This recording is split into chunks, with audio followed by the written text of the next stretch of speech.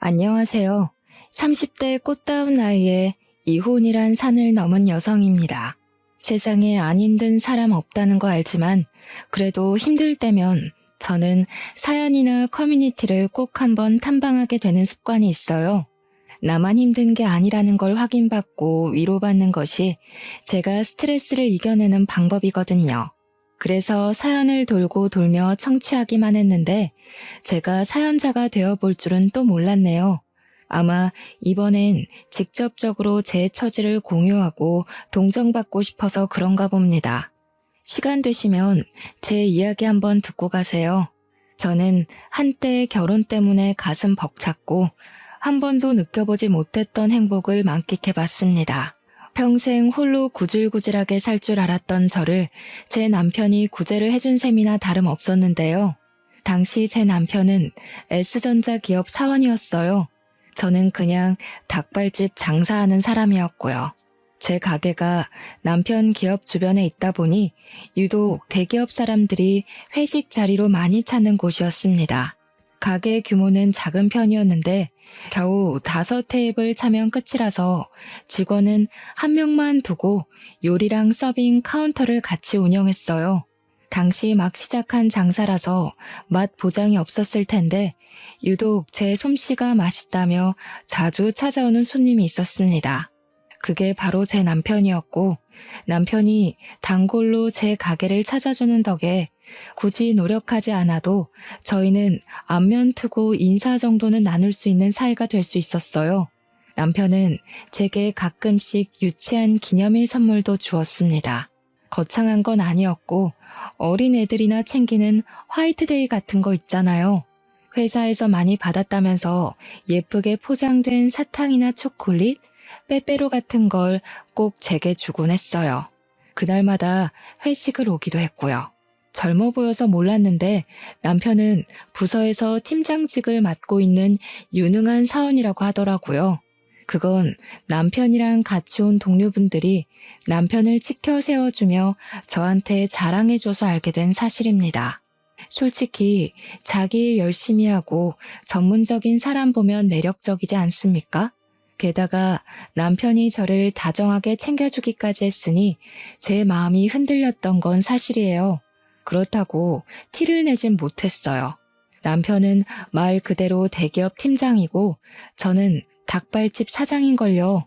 제 눈에 훌륭해 보였던 남편은 남편 수준에 맞는 여자와 잘 어울린다고 생각했기 때문에 감히 제가 넘볼산은 아니라고 생각했습니다.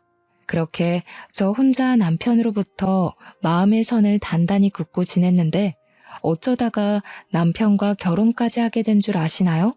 바로 생각지도 못한 저희 아르바이트생 때문이었습니다. 저랑 같이 일했던 아르바이트생이 한날 돈을 들고 튀어버렸지 뭐예요. 그 아르바이트생은 집안이 가난해서 대학교도 못 가고 아르바이트만 빙빙 도는 친구였는데 군대를 다녀오고 스펙도 없는 상황에서 장사 아르바이트만 뛰며 열심히 살던 친구였어요. 부모님도 돌아가시고 없다고 하더라고요. 처음 그 사정을 들었는데 힘겹게 사는 청년을 보니까 그저 각박하기만 한 세상인 것 같아 어른인 제가 대신 미안해지는 겁니다. 그래서 제가 아르바이트생으로 받아주었어요. 야간 수당에다 주말 수당까지 뭐 하나 빼먹지 않고 챙겨줄 수 있는 돈은 착실하게 챙겨주었습니다. 그 친구도 그만큼 손님에게 깍듯하고 제게도 싹싹하게 잘해주더라고요. 그렇게 이모 조카 사이처럼 6개월간 믿고 같이 일했어요. 그런데 남편이 있던 그날 갑자기 돈통에 돈을 들고 튀어버린 거 아니겠습니까?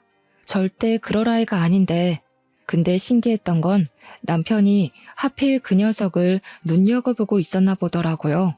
제가 알아채기도 전에 남편이 먼저 가게를 뛰쳐나갔고 저는 남편 동료들에게 사정을 들어서 뒤늦게 쫓아나갔습니다.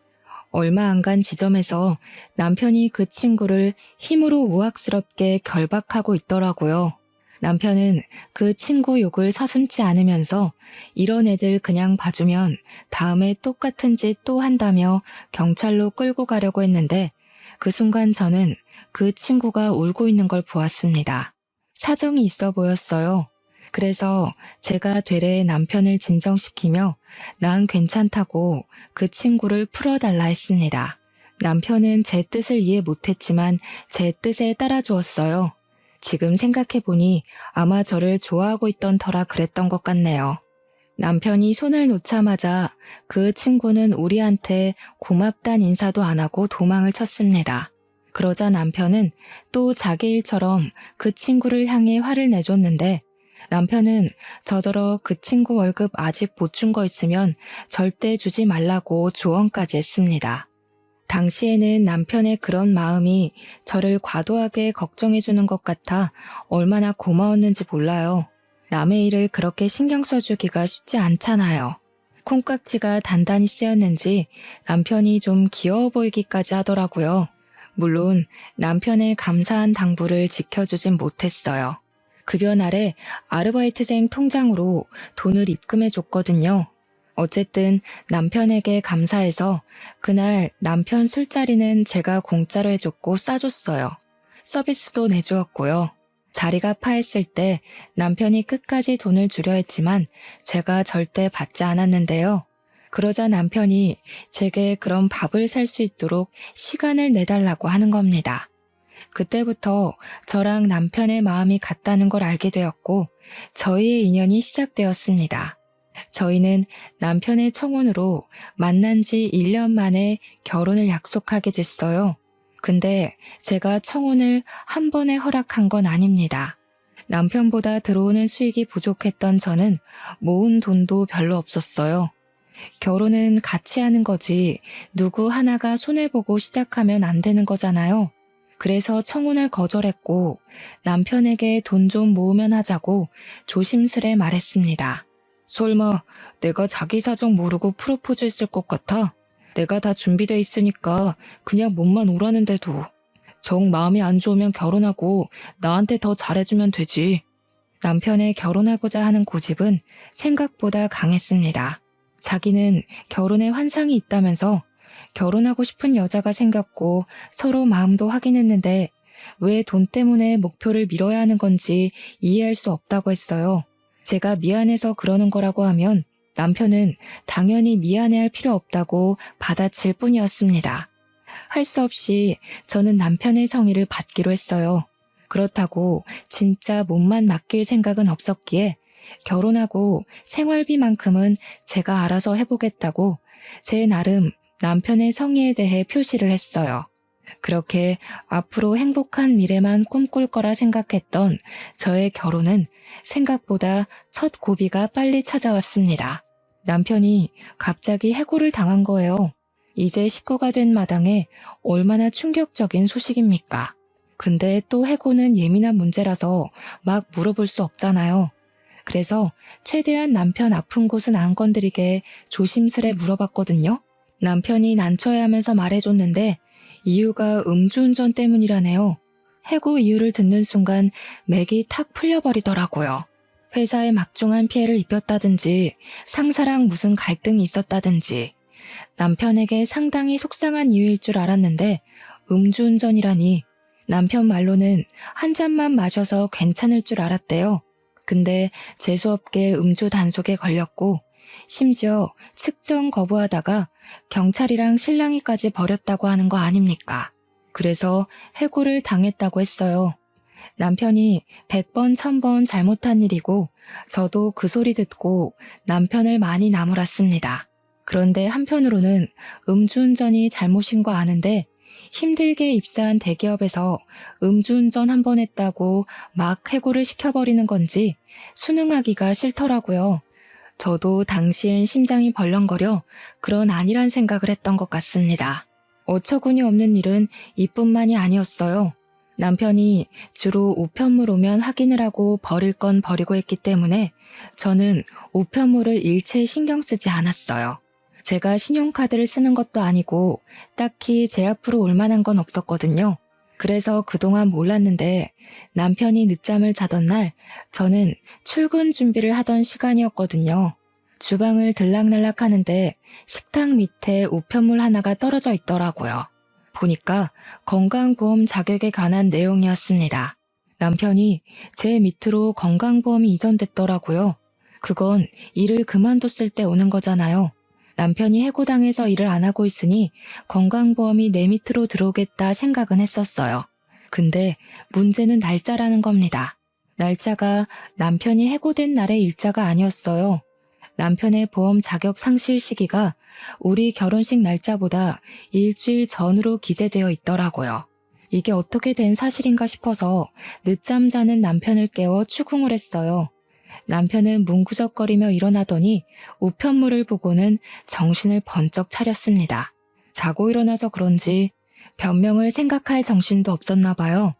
다짜고짜 제 앞에 무릎을 꿇으면서 잘못했다고 사과를 하는 게 아니겠어요? 사실은 남편이 결혼 전에 해고가 된 것이 맞고 자기가 이 사실을 밝히면 제가 결혼을 물을까봐 숨겼다고 하더라고요. 그동안 제가 차려주는 아침을 먹고 일을 나간 것도 출근하는 척이었대요. 어쩐지 다시 생각해보면 남편이 재택근무도 자주 하고 매일 늦잠을 자긴 했었어요. 제가 대기업 사정까진 잘 몰라서 그땐 남편이 그냥 정말로 자유롭게 재택근무를 많이 할 수 있는 좋은 회사를 다니고 있구나, 그렇게만 생각했습니다. 누가 해고당해서 출근하는 척 연기를 하고 있는 줄 알았겠습니까? 그런 거짓말을 할 거란 상상도 못했는걸요.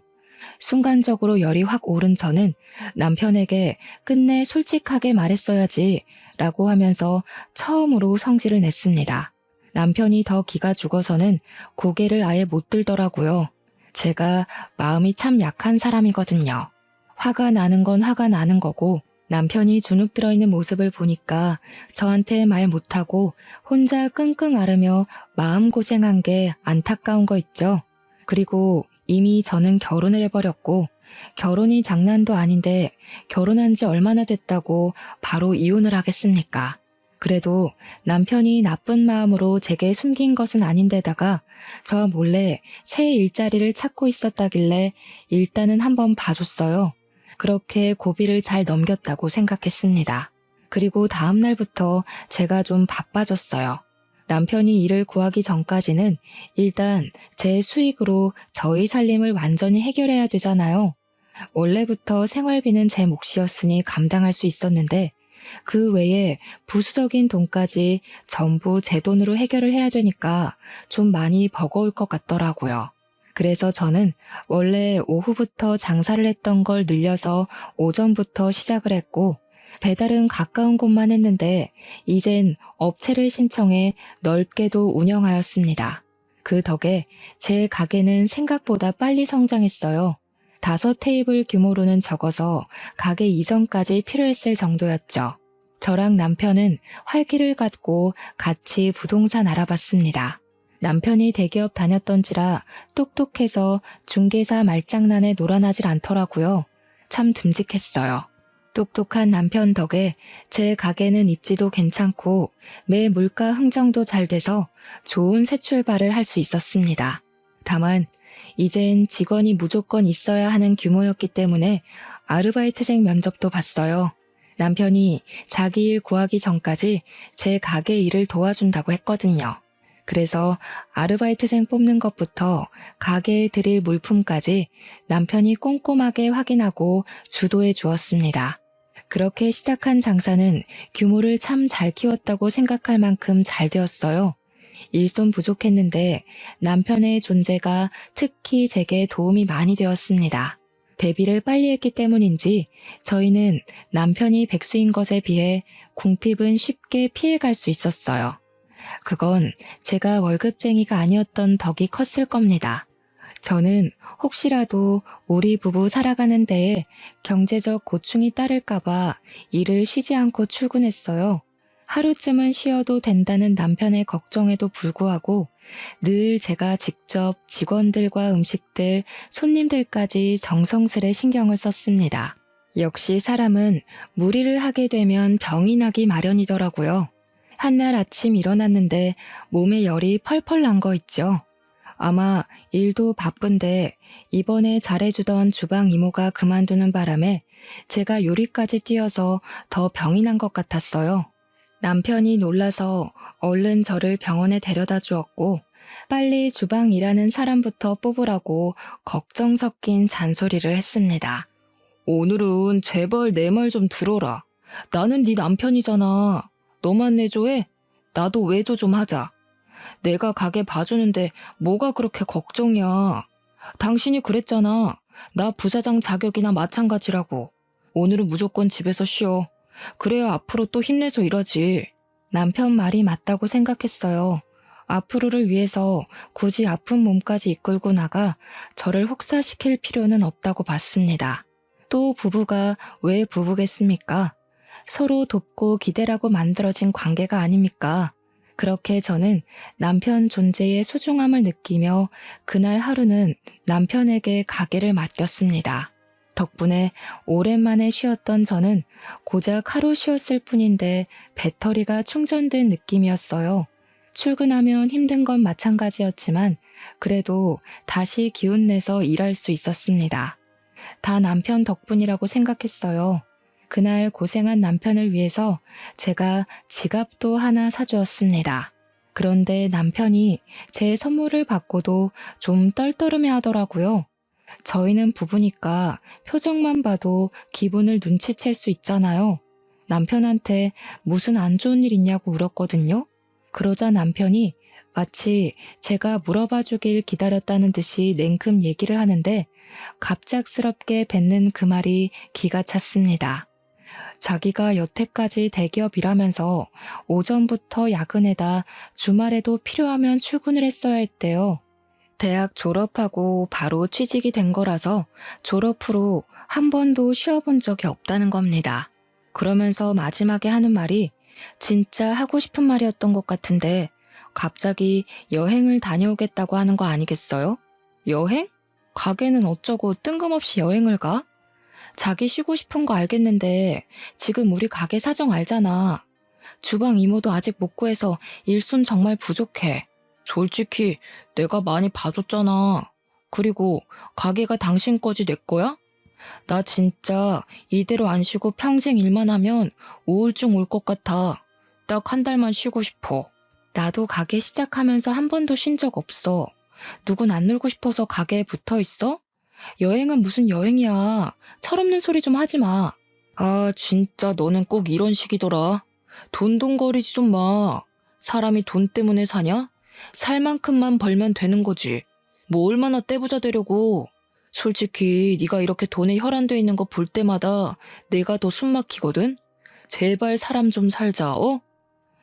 불과 얼마 전까지만 해도 남편은 에너지 방전된 제 건강 상태를 걱정하며 남편 노릇을 톡톡히 해준 사람입니다. 그런데 그 사이 별일도 없었는데 갑자기 여행 타령은 뭐며 느닷없이 저한테 투정 아닌 투정을 부리는 걸까요? 그날 저는 남편의 의사를 못 들은 채로 치부하며 거절했어요. 여행도 상황 봐가면서 해야 되잖아요. 돈 버는 사람 따로 있고 돈 쓰는 사람 따로 있나요? 안 그래도 주방 이모가 일당백이라서 매출에 지장이 갈까봐 새로운 주방 이모를 뽑기까지 스트레스를 많이 받고 있는 상태였단 말이에요. 자영업 하시는 분들은 아시겠지만 요즘 사장도 하루 종일 서서 요리하고 서빙하고 그러니까 퇴근하면 정말 뻗어버리는 수준이거든요. 매출이 잘 나와도 몸이 힘드니까 사람이 금방금방 피폐해지고요. 제가 또 언제 몸병이 날지 모를 상황인데 이 와중에 남편은 한 달을 자리 비우겠다고 하니 오히려 더 배로 스트레스 오는 거 있죠. 남편이 꼴 보기 싫기까지 하더라고요. 그래서 네 돈으로 가겠다면 안 말린다고 해버렸어요. 남편 돈 없는 거 누구보다 제가 제일 잘 알거든요. 당연히 기본상에서 토라져 있다가 다시 가게 나오겠지 생각했는데 제 판단은 완전히 오산이었습니다. 남편은 신이 나서 종일 휴대폰만 붙들고 다녔고 진짜 동남아 여행을 한 달 동안 갈 계획까지 다 세워서 비행기 표도 예매하더라고요.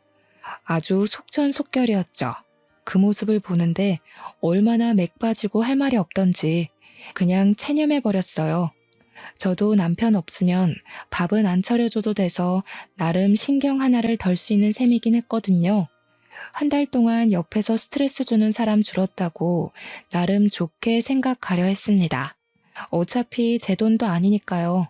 그렇게 한 달이 지났고 한 달 동안 정말 먼저 연락도 안 한 남편이 귀국을 했어요. 여행을 다녀온 남편은 제게 반갑다는 기색도 딱히 없었고 그저 가게 요즘 어떠냐고 묻는 게 다였습니다. 어떻게 제가 잘 지내냐고 먼저 연락해주지 않는 이상 한 번도 연락을 안 했던 건지 미치게 따지고 싶었지만 그마저도 기운 빠지는 일이라 하기 싫더라고요. 남편은 언제 놀다 왔냐는 듯 다시 제 일을 도와주기 시작했는데요. 제가 남편에게 약간의 정이 떨어진 것처럼 남편도 어째 여행을 다녀온 후로 딴 사람이 된 것 같은 느낌이 들었습니다. 원래 남편은 제 역할 못지않게 가게를 책임지는 책임자로서 역할을 톡톡히 하던 사람이었어요. 그래서 직원들도 제가 없으면 남편을 사장님 대우해줬고 남편도 진짜 사장처럼 직원들을 잘 챙겼습니다. 그런데 여행을 다녀오고 마음이 해이해 있어서 그런 건지 모르겠지만 일이 바쁜데 굳이 직원을 불러서 자기 일을 대신 시켰고 직원들한테 재미없는 아재 농담이나 치고 어떻게든 일을 남한테 미루거나 딴짓을 골라서 했어요. 또 친구랑 약속 있다고 일을 제대로 안 나오는 것도 다반사였습니다. 친구랑 논다고 가게 안 나올 때면 퇴근할 때까지 연락이 없어요. 그렇게 제가 혼자 뒷정리 끝내고 퇴근해서 집에 가면 남편이 이미 자고 있는 상황이 점점 생활화되어 가고 있었습니다. 나중에는 오히려 남편이 가끔씩 가게를 나오는 게 더 걸리적거릴 정도로 도움이 안 됐어요. 남편이랑 대화 좀 해보려고 해도 마감 전에 쥐도 새도 모르게 쌩 집으로 가버려서 먼저 자고 있으니 제가 어떻게 대화를 시도할 수가 없었어요. 남편이 퇴근해버린 것도 다른 직원이 말해줘서 아는 수준이었는데 대화할 시간이 어디에 있었겠습니까? 남편이랑 점점 남남이 되어가는 사이 놀랍게도 장사는 갈수록 매출 대박을 쳤어요. 그러길 6개월 지났습니다. 중간에 괜찮은 주방 이모도 무사히 고용을 했고 덕분에 조금은 숨 고르며 일을 할 수 있었어요. 자리가 꽤 잡혀가는 것 같았죠. 하지만 남편이 제게 매출을 물어볼 때는 거짓말을 했습니다. 매번 장사 다 거기서 거기라서 겨우 수익 조금 낸다고만 했어요. 남편이 돈 없는 사람인 걸 제가 잘 안다고 그랬잖아요. 왠지 가게에 돈 좀 생기면 달라고 할 것 같더라고요. 아니나 다를까 제가 아무리 거짓말을 해봤자 가게 현장까지 어떻게 속이겠습니까? 남편이 가게 왔다가 손님 바글바글한 걸 며칠 지켜보는 것 같더니 매출 상황을 눈치챘나 보더라고요. 똑똑한 머리를 그런데 굴리니까 얼마나 볼품없고 째째해 보이는지 몰라요. 남편은 이제 저한테 대놓고 돈 좀 달라고까지 했습니다. 무슨 돈? 나한테 돈 맡겨놨어? 그동안 잘만 놀러 다녔잖아. 나 몰래 꽁쳐놓은 돈 있는 거 아니었나? 아, 좀 빌려줘. 내가 돈이 어딨어. 그거는 친구들이 다 사준다고 하니까 나갔던 거지. 당신 아니면 나 돈 나올 구멍 없는 거 알잖아. 그래도 내가 엄연히 대기업 다녔던 사람인데 돈 한 푼 없어서 친구들한테 얻어먹기만 하는 거 얼마나 쪽팔린지 아냐? 그러니까 지금 놀려고 돈 달라는 거잖아. 노는 게 아니면 일도 안 하면서 무슨 돈이 왜 필요한데? 와, 어이없네. 지금 나 백수라고 무시하냐? 대기업은 아무나 들어가는 줄 알아? 원서 넣으면 바로 합격인 줄 아냐고. 그리고 요즘 파릇파릇한 애들이 치고 자꾸 올라와서 그 확률 뚫으려면 엄청 스트레스 받거든? 꼭 머리 안 쓰고 무식하게 돈 버는 애들이 천재들 욕한다니까. 무슨 대화를 못하겠다 대화를. 남편은 저더러 백수 문제는 남자 자존심 문제로도 연결된다면서 사과를 요구했습니다. 지금 저한테 무식하게 돈 번다고 한 사람이 누군데 자존심을 논하는지 모르겠더군요. 기가 막혀서 개무시하고 돌아섰는데 남편이 돈이 급했는지 다시 제 앞을 막아섰어요. 나 언제 또 대기업 들어갈지 몰라. 이런 식으로 나오면 나중에 얼마나 후회하려고 그러냐? 설마 나한테 돈 주기 싫어서 그래? 싫어. 너 취업 핑계로 논 지가 벌써 반개월이 다 돼가. 나 믿고 계속 놀고 먹을 심상 같은데 나 당신 마누라지 네 엄마 아니야. 일 안 할 거면 혼자 손가락 빨아야지. 그리고 똑똑한 사람이 왜 자꾸 무식하게 번 돈을 탐내냐? 나가서 똑똑하게 벌어서 똑똑한 돈 쓰던가. 머리가 안 되면 몸뚱이라도 멀쩡해야 되는데 어째 더 쓸모없어서 안타깝네. 남편은 제 말에 자존심 상해서 토라졌고 저더러 돈 번다고 유세 떨지 말라 소리쳤습니다. 그러면서 우리 결혼할 때 돈 없는 나를 위해서 집이랑 차까지 다 자기가 해오지 않았냐고 하더라고요. 물론 남편이 제 생각해서 집도 차도 해줬죠. 그래서 그게 완전히 제 건가요? 집도 남편 명의로 되어 있고 차도 내가 운전을 못해서 자기 혼자 타고 다니는 주제에 마치 저를 위해서 전부를 바친 것처럼 말을 하는 게 웃겼습니다. 당시 집이랑 차로 청혼을 받았을 땐 그렇게 낭만적이라고 생각했는데 현실을 제대로 알고 보니까 제가 확실히 콩깍지에 눈이 가리긴 했더라고요. 어쨌든 더 이상 집과 차에 감흥이 없어서 남편한테 있는 그대로의 감정을 말했더니 이젠 남편이 저더러 양아치라고 욕을 하기 시작했어요. 솔직히 집이랑 차는 내 돈이 아니면 부모님 돈으로라도 대줘야 하는 거야. 근데 그거 내가 다 봐줬잖아. 이제 와서 명의 얘기를 한다고? 그 말은 지금 집이랑 차가 갖고 싶다는 거야 뭐야? 누가 그렇대? 네가 집이랑 차 다 네 거라고 하는 것처럼 나도 생활비랑 용돈 다 내 거라고 말하는 건데 우리 집 돌아가는 수익 전부 다 내 거잖아. 근데 내가 왜 당신한테 돈을 줘야 되냐는 거지. 집 있고 차 있는 양반이 내 돈까지 탐내려고? 부부끼리 네 거 내 거 따지는 인간들 보면 진짜 밥맛 떨어졌는데 그 밥맛이 내 옆에도 있었네.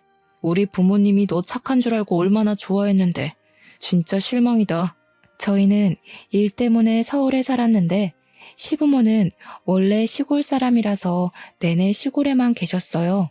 남편이 대기업 들어가는 덕에 시부모가 아들 잘 키웠다고 그렇게 좋아했고 며느리인 저를 보고도 항상 좋은 처자가 아들 옆에 붙었다며 잘해주셨던 분들입니다. 저희가 시댁에 방문하면 늘 제 입맛에 맞춰서 음식을 준비해주기도 했어요. 그래서 저도 시부모가 좋아서 참 잘 따랐고 명절마다 늘 시댁에 먼저 들려 인사한 뒤 친정을 내려갔습니다. 시댁에 드린 용돈도 친정에 주는 만큼 제가 항상 따로 챙겨줬어요. 그때마다 시부모는 꼭 10만 원씩 다시 돌려주곤 했습니다. 며느리가 좋아서 주는 용돈이라면서요. 그런 좋은 부모 밑에서 이런 철딱선이 없는 아들이 있다는 게 너무 안타까울 따름이었습니다. 남편은 그날로 제게 돈을 못 받아가 근 2주를 삐쳐 있었어요. 진짜 대단하지 않습니까? 근데 더 대단한 건 토라진 걸 표시라도 하고 싶었는지 자기 집이니까 집주인 마음대로 할 거라고 제 베개랑 여분 이불을 방문 밖에 내놨더라고요. 퇴근하고 왔는데 굉장히 황당했습니다. 저희 집은 3룸이라서 하나는 방, 하나는 드레스룸으로 쓰고 있었어요. 마땅히 잘만한 방이 없어서 저는 할 수 없이 거실 소파에서 잤습니다. 남편이 삐쳐있는 기간 동안 말이죠. 남편은 사춘기 소년이 반항하는 것처럼 가게에도 안 나타났고 출퇴근할 땐 자는 건지 방 밖으로 나오질 않았어요. 부부가 한 지붕 아래 사는데도 서로 얼굴 잘 못 보고 살았습니다. 제가 돈을 안 줬으니 돈이 없어서 더 이상 남편이 외출은 못하고 있는 줄 알았는데 그건 또 아니더라고요. 어쩔 땐 새벽에 퇴근하는 저보다 늦게 들어올 때가 있었어요. 그러든가 말든가 저를 투명인간 취급하는 사람에게 저도 똑같이 무시해주며 지냈을 뿐입니다. 그러던 어느 날이었어요. 출근하려고 신발장을 나갔는데 처음 보는 남자 구두가 한 켤레 있더라고요. 남편한테 분명 돈이 없을 텐데 왜 새 것인 남자 구두가 있는 건지 몰랐습니다. 신발장을 열어보니까 처음 보는 신발이 구두 말고도 몇 개 더 있더라고요. 솔직히 돈도 없는 양반이 어디서 돈이 나서 저런 걸 샀나 궁금하잖아요.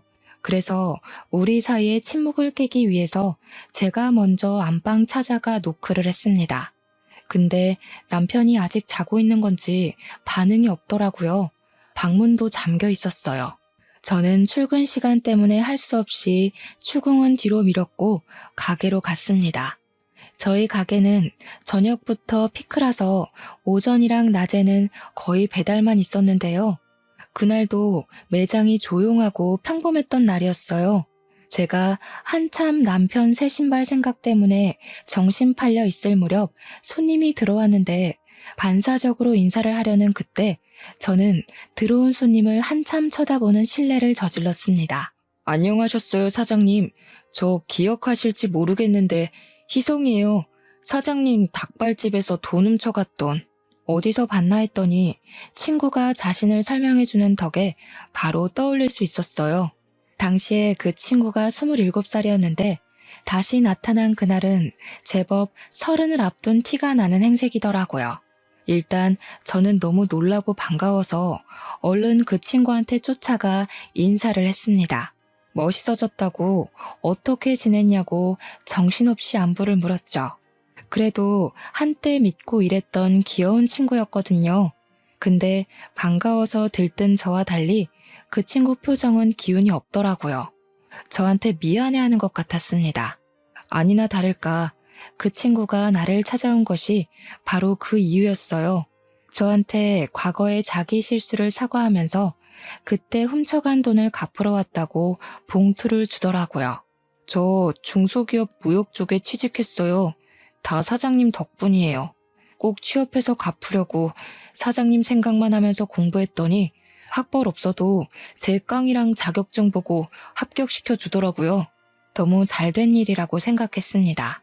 진심으로 축하를 해주었고 마치 제 조카가 취업을 한 것처럼 기특했지만 그건 그거일 뿐이었어요. 차마 그 친구가 주는 돈은 받을 수가 없겠더라고요. 바로 거절을 했더니 그 친구도 의지를 굽히지 않고 계속 돈을 내밀었습니다. 너 사정 어려운 거 알고 그냥 보낸 거야. 네가 나쁜 애 아니라는 것도 알고 있었고 또 날 안 잊고 이렇게 사과하러 와줬잖아. 그걸로 이미 다 갚은 거지. 그래도 그 친구가 제게 죄책감을 갖고 있는 것 같아서 그 봉투를 받았어요. 그리고 다시 그 친구에게 돌려주면서 취업 축하 용돈이라고 했습니다. 그러니까 그 친구가 참고 있던 눈물을 보이더라고요. 부모 형제 없이 얼마나 이악 물고 컸을까 싶어 제 마음이 다 아팠어요. 일단 저는 이 기특한 친구에게 밥 한 끼 대접하려고 그 친구를 한쪽에 앉히고 직원들에게 식사 준비를 부탁했습니다. 그리곤 그간의 안부를 나누게 되었는데요. 한참 얘기하다 보니 그날 소매치기 사건까지 얘기하게 돼버렸어요. 자연스레 남편도 언급이 되었죠. 제가 그 친구에게 그때 널 붙잡았던 남자랑 결혼하게 되었다고 했더니 놀랄 줄 알았는데 의외로 무반응이더라고요. 근데 놀랍게도 그 이유가 다 있었어요. 그 친구는 무반응이었던 게 아니라 난감해서 입을 다물고 있었던 것이었습니다. 잠깐 고민하는 것 같더니 저한테 자기 폰을 건네더라고요. 그리곤 뜬금없이 여러 가지 동영상을 보여줬어요. 하지만 그 안의 영상은 전혀 뜬금없는 것이 아니었고 제 인생의 가장 큰 고비로 찾아오게 되었어요.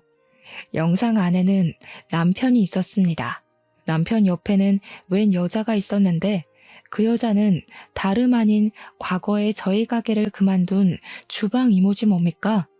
둘은 사이좋게 팔짱을 끼고 있었고 동영상 끝자락엔 두 사람이 모텔 들어가는 모습이 찍혀 있었습니다.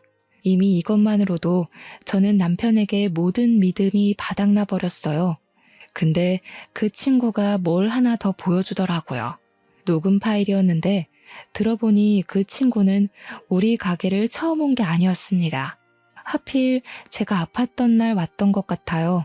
녹음 파일 안에서는 우리 가게 직원 목소리가 들렸는데 계산하는 상황 같았습니다.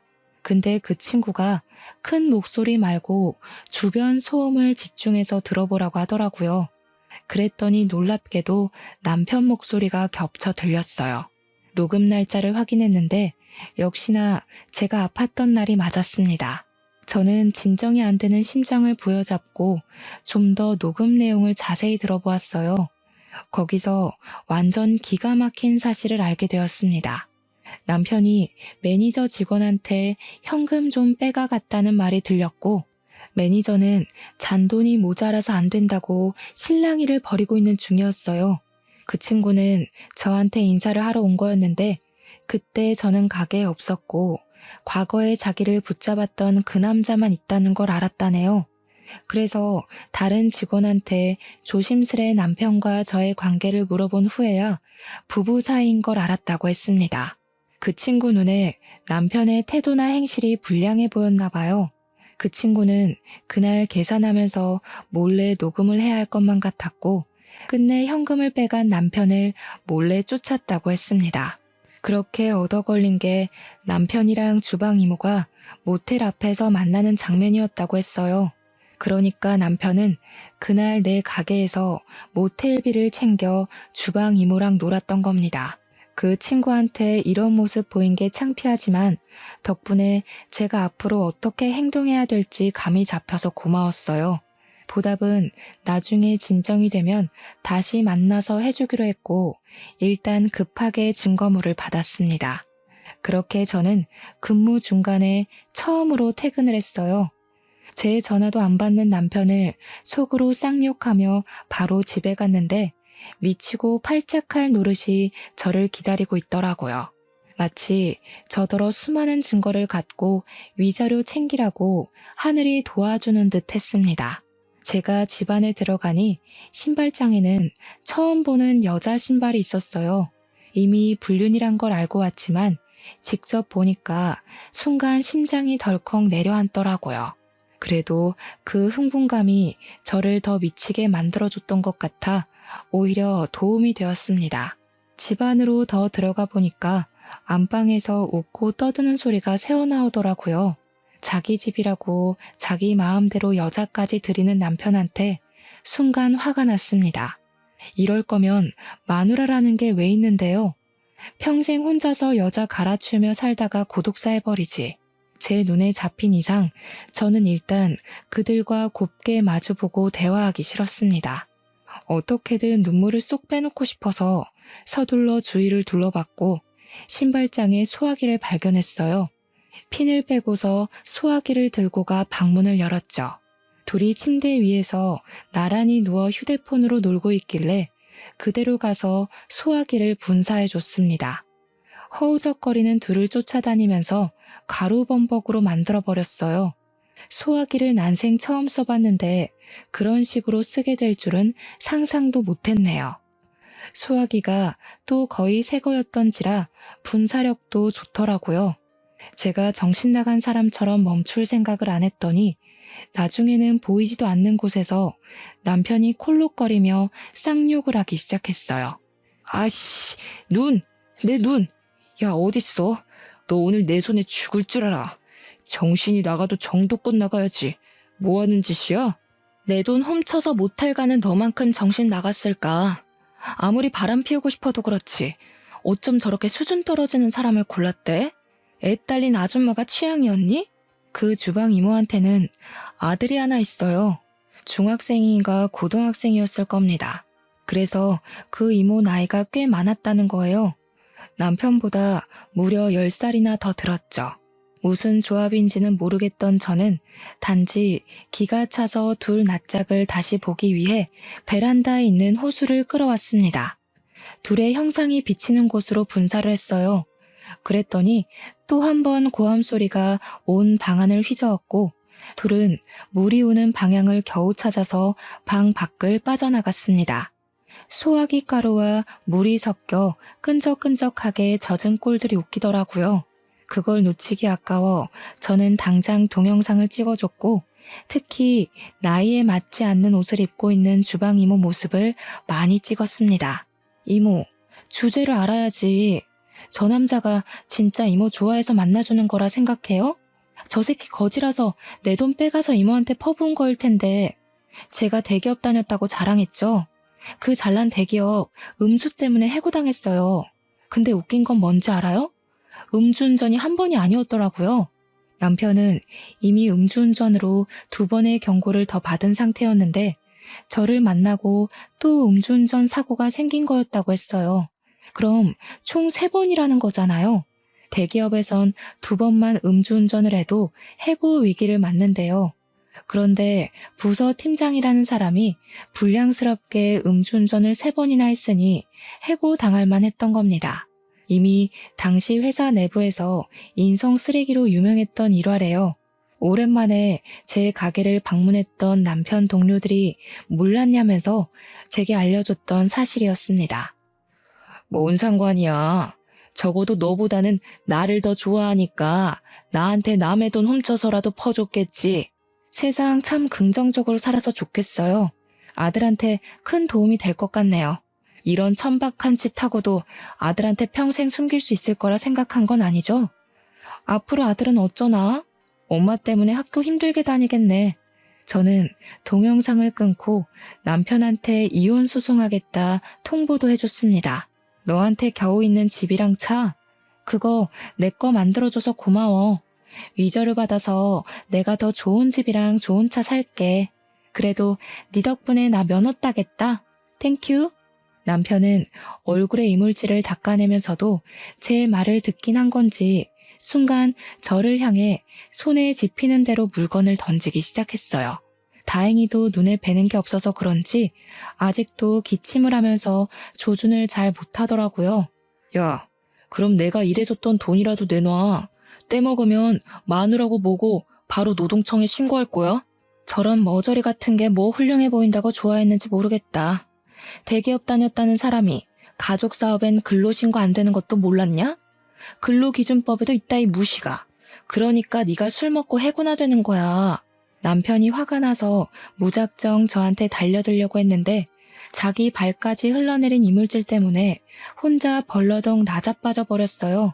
그건 똑같은 불륜이라고 주방 이모마저 미끄러져 비명 지르고 난리더라고요. 제가 자기 아들한테 불륜 사실 밝힌다고 하니까 성급하게 저를 덮치려다가 넘어진 거였어요. 주방 이모는 자기가 잘못된 판단을 했단 걸 반성이라고 하는 건지 바로 남편을 버리겠다는 쉰소리까지 해댔는데요. 내가 미안해. 제발 우리 아들한테만 말하지 마. 내가 뭐든 다 할게. 네가 시키는 거면 개똥도 퍼먹을 수 있어. 그러니까 제발 우리 아들한테만 비밀로 해줘. 다시는 네 남편 앞에 안 나타낼 테니까. 부탁이야. 내가 일도 잘해줬었잖아. 우리 집 반찬도 많이 챙겨줬고. 그러니까요. 왜 멍청한 짓을 해서 아들 보기 쪽팔린 짓을 하세요? 그래도 혹시 알아요? 그렇게 절절한 마인드로 아들한테 잘 빌어보면 아들이 눈 감아줄 수도 있잖아요. 진짜 그 정도는 빌어야 천륜 안 끊길 거예요. 그렇게 저는 신혼집 같지도 않은 구렁텅이를 빠져나왔습니다. 동네방네 소문나라고 문까지 열어놓고 나와버렸어요. 그렇잖아도 고맙게 남편이랑 상간녀 둘이서 소리를 고래고래 질러주더라고요. 그렇게 상간녀 소송과 이혼 소송한 걸로 저는 위자료를 받았고 남편은 정말 가진 돈이 없어서 빈털터리가 된 듯했어요. 뭔 상관인가요? 저는 그저 오래간만에 여유가 생겨 친정 부모님에게도 용돈 주고 저 개인적으로 원했던 구조물의 집도 사고 또 진짜로 면허까지 땄습니다. 의지가 될 줄 알았던 남편이 하나 없어졌을 뿐인데 세상 만물들이 다 아름다워 보였어요. 한참 제 시끄럽던 삶도 안정이 돼가고 가게도 제법 유명세를 치렀을 때쯤 상간녀랑 친했던 다른 주방 이모가 슬쩍 상간녀 소식을 말해줬는데요. 상간녀 아들이 지금 사춘기라서 생각보다 더 피 튀기는 싸움 중이라네요. 현재 아들이 성인 되면 자기 엄마 버릴 거라고 난리라 하더라고요. 상간녀가 돈도 없어서 위자료 때문에 집까지 팔고 아들을 강제 전학까지 가게 했으니 아들 입장에선 엄마가 얼마나 창피하고 미웠겠습니까? 다 자기 업보겠죠. 남편은 더 이상 집도 없고 돈도 없으니까 본가에 내려가 지내는 것 같았어요. 남편이랑 이혼하면서 유일하게 걸렸던 존재가 바로 시부모였는데 아무리 밉상인 남자였다지만 그래도 그 자식 부모만큼은 제게 좋은 사람들이었거든요. 그래서 저는 시부모에게 솔직하게 제 상황을 얘기했었고, 이런 꼴 보이게 되어 죄송하다는 말만 전한 채 연락을 끊었습니다. 답장은 제가 일부러 받지 않았어요. 전화라도 올까봐 수신 차단도 해버렸죠. 좋은 사람일수록 작별은 깔끔하게 해야 된다고 생각했기에 제 인사만 전할 수밖에 없었습니다. 참, 그리고 이혼 소송 과정에서 알게 된 사실인데 남편이 해외여행 갔던 거 있잖아요. 주방 이모랑 간 거라네요. 남편이 그때부터 변한 것 같았는데 차마 불륜까진 눈치 못 챘다는 게 억울하더라고요. 지난날 후회해서 뭐 하겠습니까? 역경을 디딘 제가 무너지지 않은 걸로 잘 해결됐다고 봐야죠. 잘못 저지른 사람들이 되레 잘 살면 세상이 너무 재수없을 거잖아요. 결국 정의와 진실이 승리한다는 걸 크게 깨우쳤던 경험이었습니다. 앞으로는 이곳에 사연을 올릴 일 안 생겼으면 좋겠네요. 긴 사연 들어주시느라 고생하셨습니다. 감사합니다.